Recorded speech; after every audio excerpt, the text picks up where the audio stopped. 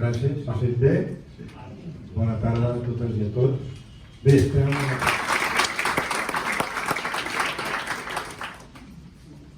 Moltes gràcies. S'ha fet bé? Bona tarda a totes i a tots. Bé, estem en una taula de diferents conviccions. Conviccions religioses, espirituals, atees. L'altre dia, dijous, vaig estar en un curs, en una sessió, i un company va comentar que el diàleg interconviccional necessita unes condicions. No es pot fer diàleg si hi ha posicions fonamentalistes o fanàtiques. Tampoc es pot fer diàleg si hi ha posicions relativistes, com si tot fos igual, ni tampoc en posicions proselitistes. El diàleg demana escolta activa, que és el que intentem en l'àmbit de les religions i a totes les taules i grups de diàleg interreligiós. Demana recerca de la veritat a través de cadascú el seu camí, de la seva convicció, i per tant sempre quan recerquem ens preguntem i dubtem, ens fem preguntes. Volia llegir algun tros del Francesc Torredeflot d'aquest quadern que us recomano, l'impacte social del diàleg interreligiós, que crec que ens situa bé aquí on estem.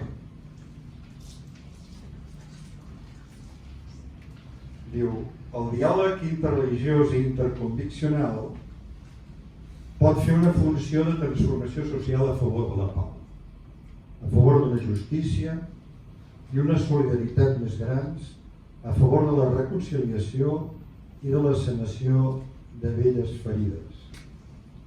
L'aposta política a favor de la consolidació del pluralisme cultural i conviccional és irrenunciable i no permet ambigüitats ni dilacions de cap mena si hom vol expandir les capacitats creatives, col·lectives i evitar que els tambors de guerra dels fanatismes polaritzats, de la intolerància religiosa i laïcista posin en perill la cohesió i la convivència social.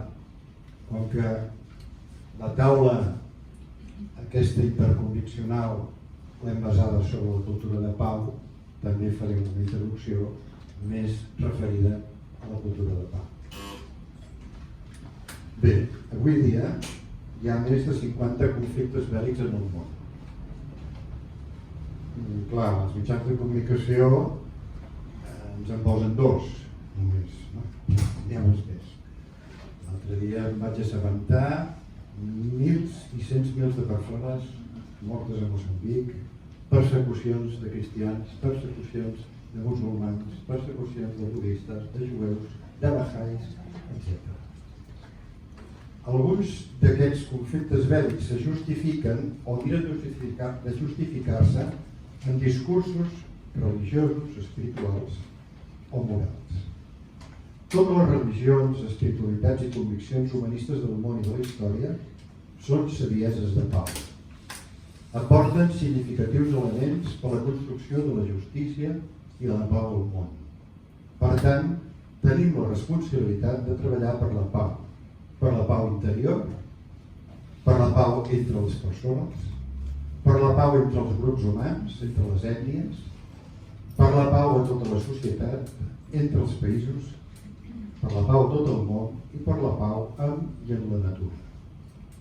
No podem permetre que certs sectors socials i polítics manipulin els nostres missatges en favor de l'odi, de la venjança o de la guerra.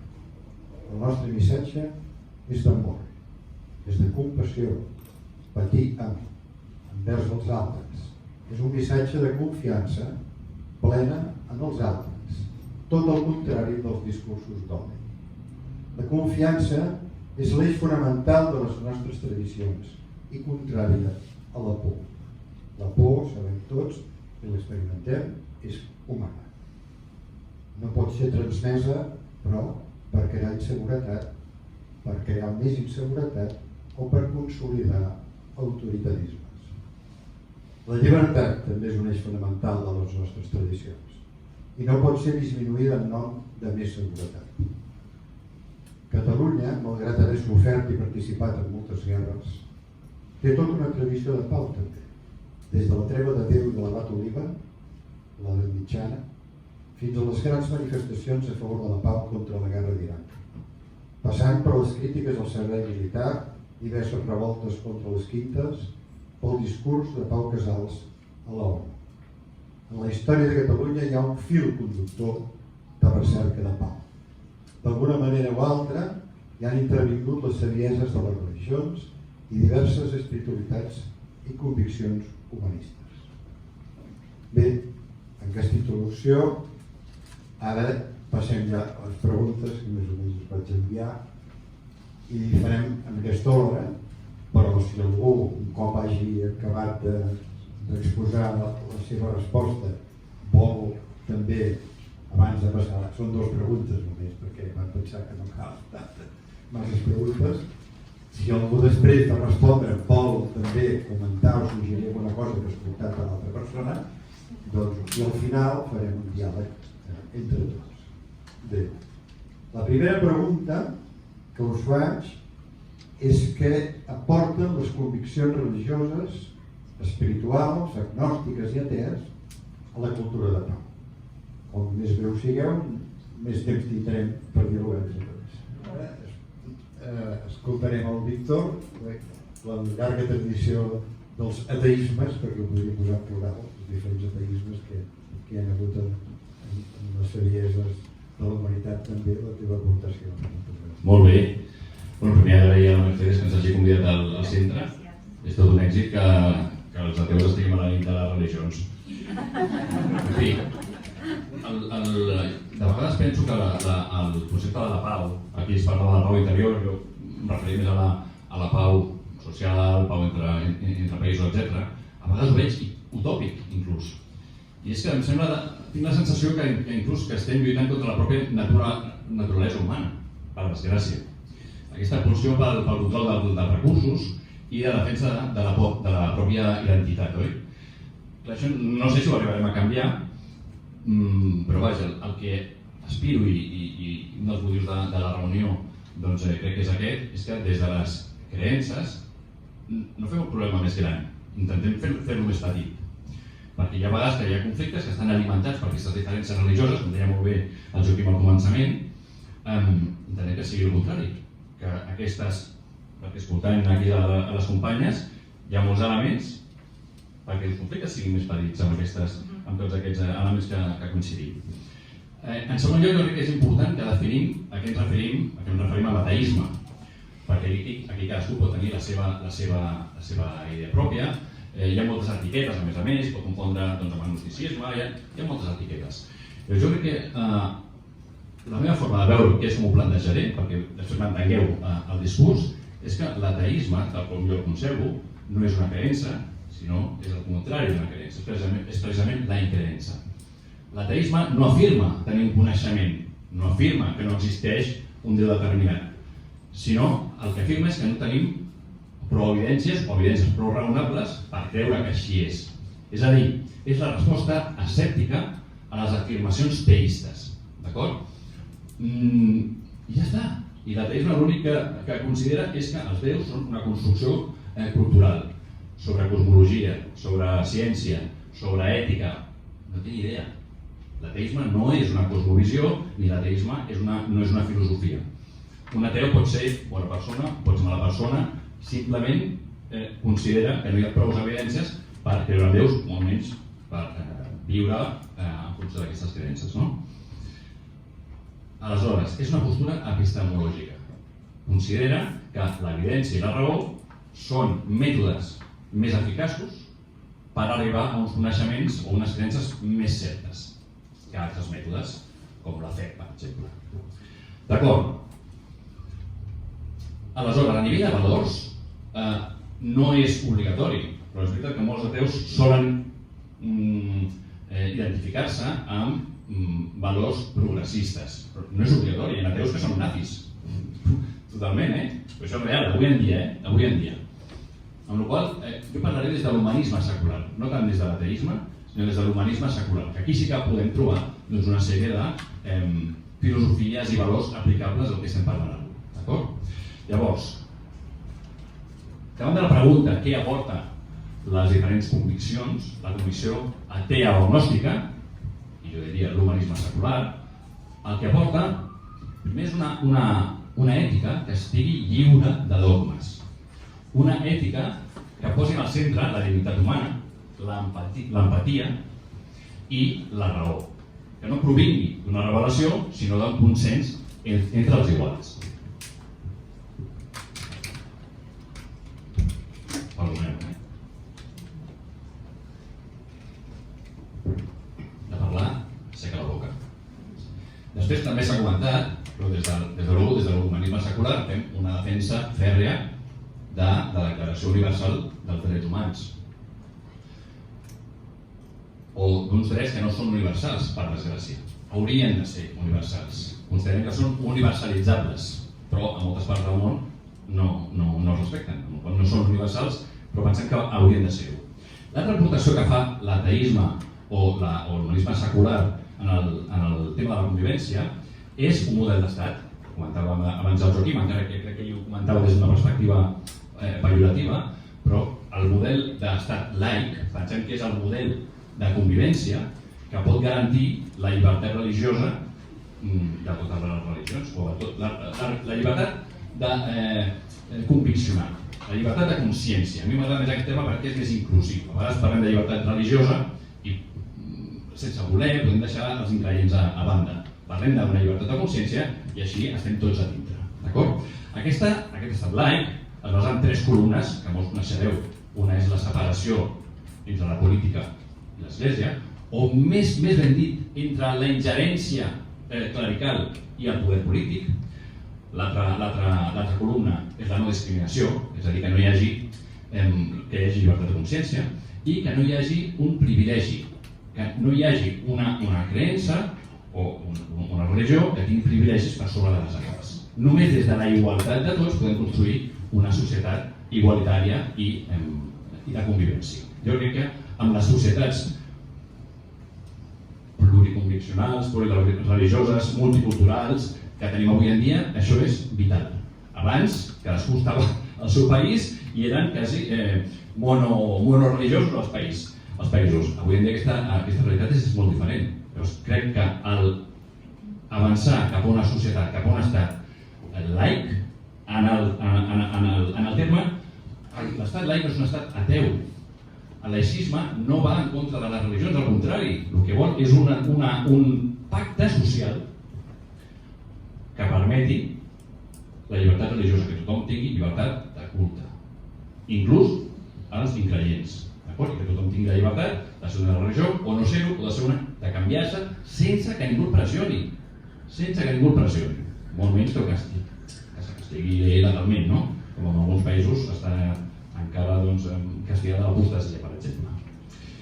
L'altra cosa que crec que des de l'ateisme, com jo l'entenc, es pot aportar és aquesta postura d'unitat epistèmica. És a dir, la raó i la ciència entenen que el coneixement és provisional. En tenim un, després potser canviarem el model, igual que es va canviar de la teoria de la gravitació newtoniana a la teoria d'Einstein, ara tenim la quàntica. És a dir, el coneixement va evolucionant, però no només el coneixement fàctic del cosmos o de la biologia o de la química, sinó el coneixement sobre l'ètica. Tot això evoluciona, no tenim la mateixa ètica nosaltres que tenien els nostres avantpassats fa 2.000 anys. Això és claríssim, tot evoluciona. Llavors, nosaltres no crec que tenim un coneixement. O sigui, si tu creus que ja tens la veritat, deixaràs de buscar-la. Jo crec que la postura de l'ateu o de l'agnòstic és molt sana i més facilita el diàleg interconviccional. Perquè, com no diem que tenim nosaltres la veritat, doncs podem explorar i veure d'altres propostes. Això sí, demanarem que es demostri una certa evidència i un cert raonament a aquestes propostes, a aquestes afirmacions. D'acord? Després també pot ser una postura neutral davant de certs conflictes amb aquesta càrrega religiosa. Hi ha molts conflictes, els tenim tots al cap, on el factor religiós no és menor, és principal. A part de la geopolítica, etc. Llavors, des de l'ateisme creiem que podem tenir aquesta visió neutral perquè mirem des de fora el component religiós. Quan un text està dintre del component religiós és molt difícil, perquè un ja no busca tant una veritat, sinó busca defensar la seva identitat. D'acord? I després, la resolució, quan parlem de pau, crec que la resolució de conflictes ha de ser des de la raó, no des de dogmes o revelacions, des de la raó, empatia amb l'altre i des d'una visió, des d'acords democràtics. Això és el que crec que pot aportar l'ateisme o l'humanisme secular al debat i a la pau en general.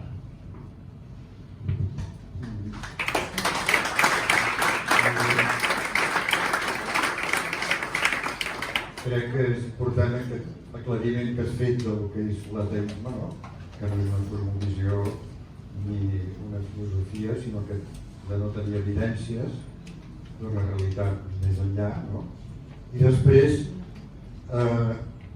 això del model d'estat laic em sembla que és molt important que ho hagis remarcat com el que permet la llibertat de pensament, de consciència, de totes les diferents pluralitats. Estem en una societat plural, en aquest sentit.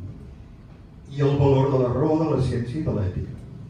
Crec que això també coincideix bastant aquests valors universals que abans comentàvem.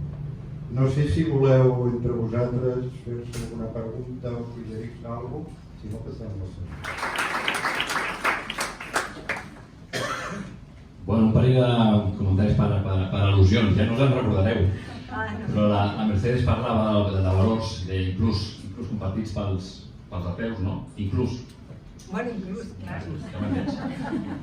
Llavors jo crec que això hem d'explicar-ho bé, perquè sí que és veritat que des de certes posicions religioses pot considerar que els ateus o no tenen valor, o tenen uns valors, una qualitat inferior als espirituals perquè no són absoluts.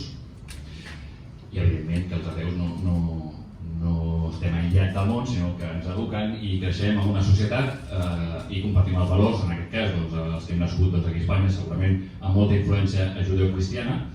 Però vaja, no matar o no robar o la misericòrdia, estic segur que són valors que a l'Orient i en el budisme es comparteixen, amb la qual cosa, evidentment que tenim valors. Jo crec que la mostra més potent del que és l'ètica secular són els drets humans universals, que si un els llegeix, jo crec que han adelantat per l'esquerra a l'ètica de moltes religions, que evidentment si són dogmàtiques els costa més evolucionar. L'ètica secular jo crec que ha evolucionat més ràpidament. Llavors, per fer aquesta puntualització una miqueta en broma. Després l'altra puntualització també per al·lusions del que parlava la Fàtima, que certament la laïcitat a França, l'experiència de la laïcitat a França, té els seus clarobscurs. No és l'única experiència per això, no hi ha un únic model de laïcitat. Als Estats Units, per exemple, s'ha aplicat un altre model. És veritat que a França la laïcitat va arribar en contra de l'Estat, de la corona i de l'Església, oi? En contraposició. En canvi, als Estats Units hi havia una diversitat de religions i que el que es volia és protegir aquesta diversitat, no? I han proliferat totes les esglésies evangèliques, etc. També volien, als Estats Units, separar-se una miqueta de la idea d'estat-religió, perquè es volien separar d'Anglaterra, on hi ha l'església anglicana, no? I aquell model no li agradava. I hi ha molts altres, altres experiències, inclús ara està pensant en un país àrab, a Turquia, també ja tenen una constitució laica. Jo crec que hem de buscar quin és és una fita, és un horitzó la laïcitat, i hem de buscar el model que ens funcioni a nosaltres. Però és que crec que no hi ha un altre. Parlava la Fàtima d'interculturalitat. Ojalà. El que tenim de moment és multiculturalitat, hi ha moltes cultures. Que interactuen entre elles, interculturalitat, tant de bo. I jo crec que l'escenari més propici perquè és interculturalitat no és un estat confessional, des de luego, sinó que és un estat laic, o que tendeix a això, i farem experiments, ens equivocarem, però jo crec que aquest és l'horitzó. Després, demanava el Quim propostes concretes que des de la nostra postura podíem aportar a altres conviccions, persones, comunitats, etc. Jo he apuntat 7 coses que crec que són bàsiques. La primera, el que estem fent avui, i que s'ha comentat, el diàleg interconviccional. Ateus de Catalunya ha sigut un dels impulsors d'aquesta reunió. De fet, la nit de les religions, fins ara, és una iniciativa molt xula, però és veritat que tendia a que cada religió o convicció feia el seu acte pels seus. I nosaltres proposàvem, escolta, per què no fem una cosa que ens juntem entre diverses conviccions? I espero que això s'estengui en el futur molt més, perquè crec que estem donant exemple. Llavors, aquesta és la primera proposta, el diàleg interconviccional. I la Fàtima és molt més experta en això que jo. 2, accions conjuntes. És a dir, si no ens barregem, tenim estereotips de l'altre. Quan un conviveix amb persones que les creia i tenia prejudicis, de sobte li canvia la idea. Jo he viatjat bastant, parlava abans la Mercedes de Califòrnia, jo he viscut a Califòrnia, he viatjat molt, i jo no discrimino per exemple les persones, no és que discrimini, és que la meva percepció, segons origen, és cega. Ja el cap ja no està format d'aquesta manera, no és una cosa canviar el pensament, si és d'aquí o és d'allà. Hi ha conviccions que poden tenir prejudicis amb persones homosexuals, etc. O ens barregem, quan ens barregem veurem que, escolta, no eren tan dolents, conec un evangelista, és bona gent, per exemple. Llavors, accions socials conjuntes poden donar aquest espai, aquesta col·laboració. Per exemple, menjadors socials, etc., però amb diferents conviccions fent l'acció. Després, el que els recomanaria a les persones i a les comunitats és que s'assumin, no vull dir que no ho estiguin fent, però que s'assumin amb tots els exius a la defensa dels drets humans. Hi ha encara algunes conviccions que xirrien una miqueta, és a dir, la llibertat de consciència no encaixa molt bé amb certes religions. Llavors, jo crec que ha de ser un marc comú, és a dir, des de la trinxera de cada convicció no farem res. Hem de buscar aquests punts en comú. Jo proposo que els punts que tots hem de compartir com a mínim són els drets humans universals. Com a mínim. Després, no sé si ho ha dit la Glòria, el tema de l'educació en laïcitat o en convivència, en tolerància. Penso que ho ha dit la Mercedes. Això és molt important, evidentment. És a dir, estem en un món que per bé o per malament, cada pare vol educar el seu fill amb la seva forma de veure el món. És a dir, adoctrinem els nostres fills amb les nostres creences. No els donem l'espai de llibertat de consciència perquè ells elaborin la seva pròpia visió quan tenen prou informació i prou criteri per formar-se. És normal, perquè ens pensem que ens estem donant el millor als nostres fills. Llavors crec que és molt important, sabent que a les cases això és així, difícilment ho canviem, a més que a les escoles es pugui compensar això amb una educació no confessional. En definitiva, la religió no pot estar a les escoles com una educació confessional. Ha d'estar, evidentment, perquè hem de conèixer què són les religions, però no educació en la religió. Aquesta és la proposta que des de l'ateisme jo crec que és bàsica. Després també m'agradaria que les altres conviccions, i no només els que estan aquí, s'assumessin a la reivindicació de l'estat laic que jo deia abans. És a dir, és molt trist que hagin de ser els ateus els que tenen del carro d'això. Qui pot estar més interessat en un estat laic, que és un estat on no hi hagi una religió que tingui privilegis per sobre de les altres, que hi hagi llibertat de culte per tothom, que les persones religioses? És que hauríem d'estar igual o més interessades que els ateus en defensar un estat laic. I en canvi ens sentim una mica sols amb la defensa o la proposta de l'estat laic. Ho entenem perquè des de certes conviccions s'entén el laïcisme quasi com a ateisme i es veu com una cosa pejorativa o que poden anar en contra de les conviccions o, si parlem del cristianisme, de l'herència cultural que tenim al nostre país. Però jo us demanaria que s'assumessin a aquesta proposta perquè estan tan o més interessants que els ateus. Nosaltres al final, llibertat de culte, com no tenim culte, doncs mira. Després, crec que és important, una altra proposta, parlàvem de propostes per promoure la pau entre conviccions, és que hi hagi espais comuns de mediació no violenta. Espais comuns de mediació no violenta. És a dir, jo entenc que quan el conflicte passa a majors és perquè s'han esgotat o perquè no han fructificat vies anteriors pacífiques. Jo crec que això s'hauria de potenciar.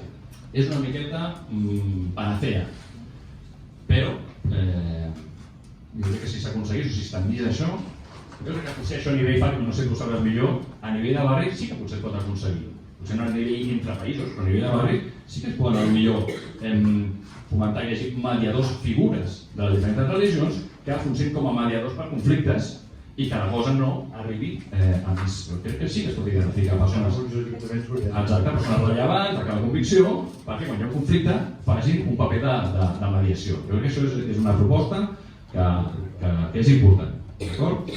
I després l'última proposta, jo crec que és important no oblidar el passat per no repetir certes coses. És a dir, hem de denunciar les violències del passat perquè no es repeteixi. La famosa memòria històrica que aquí a Espanya coneixem per la Guerra Civil, doncs el mateix, però aplicat a les conflictes on la religió ha tingut un paper no secundari. D'acord? Molt bé. Moltes gràcies.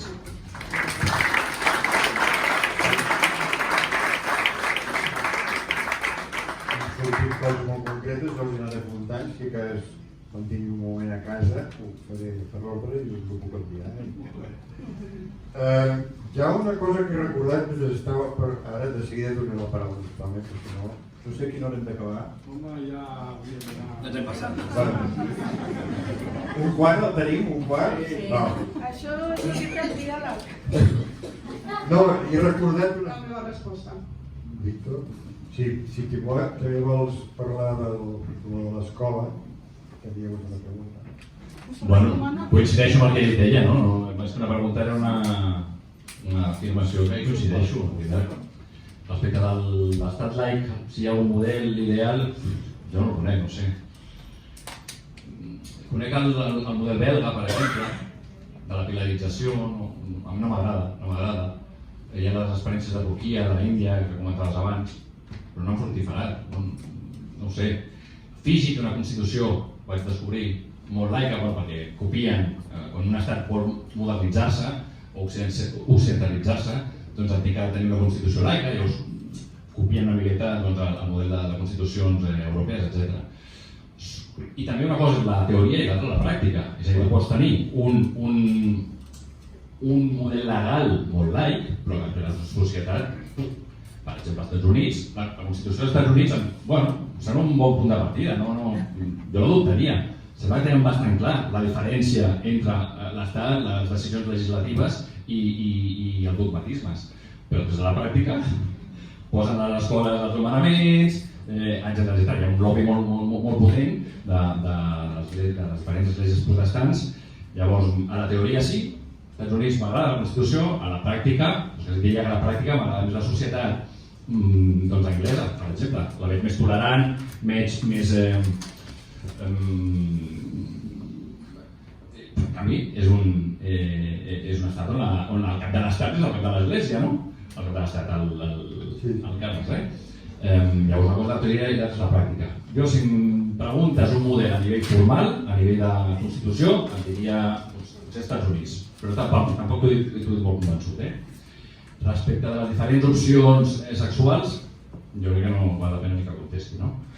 I després, no sé si potser podem aprofitar per la pregunta que feia un company sobre agnosticisme, perquè crec que no val la pena fer una ronda per això. Això són etiquetes al final, perquè ens agrada ordenar i categoritzar la realitat per poder entendre-la millor.